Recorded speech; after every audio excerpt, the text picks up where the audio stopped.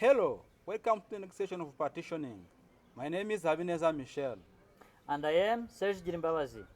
We are both trainers at the Rubengera Vet School. In the last video, we saw preliminary works and preparation of wall frame. Now, let's continue with partition frame drawings. Hello everyone, my name is Habimana Gabire Devota and I am Carpentry trainer at Rubengera Vet School. Today we have second session about how to make joint of partition frame and how we can adjust it. The objectives of session is that at the end you will be able to produce strong joint for partition frame and you will be able to adjust properly the produced joints. I request you to follow attentively and to take necessary notes because we will need them in the future. The following step of partition framing is joint marking and production. In marking of joint, you will need some tools like pencil and folding ruler. We will need chisel for producing joints. Of course, also we need handsaw for cutting. In working with chisel, we need also wooden mallet.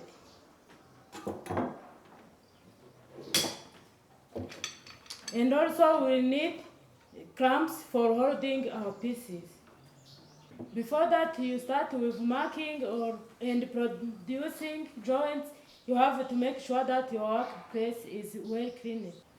The kind of joint you have to produce for frame are butt joint reinforced by screws, and for the diagonals we will use halving joints.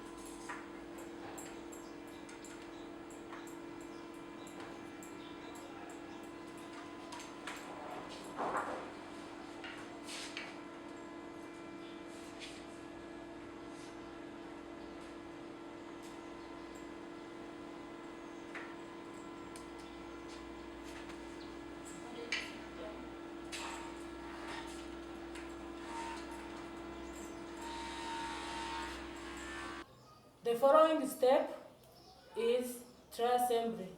In tri-assembly, we might need screws or nails.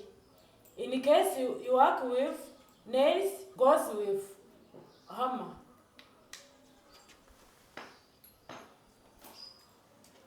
Or in case we work with screws, goes with power driller and fixing bit.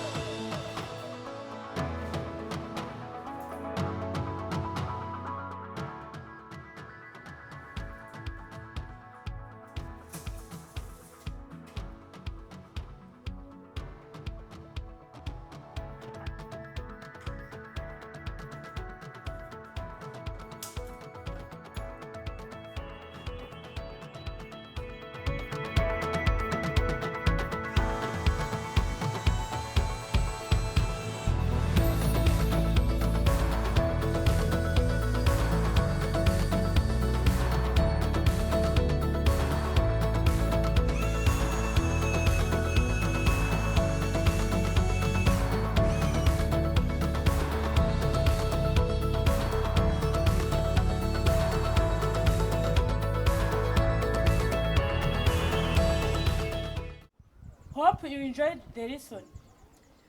Once again, we have learned a lot from this. As usual, you can find this video on the e-learning website of Rwanda Polytechnic for more repetition. We welcome you again for the next session. Until then, stay safe and Goodbye. goodbye.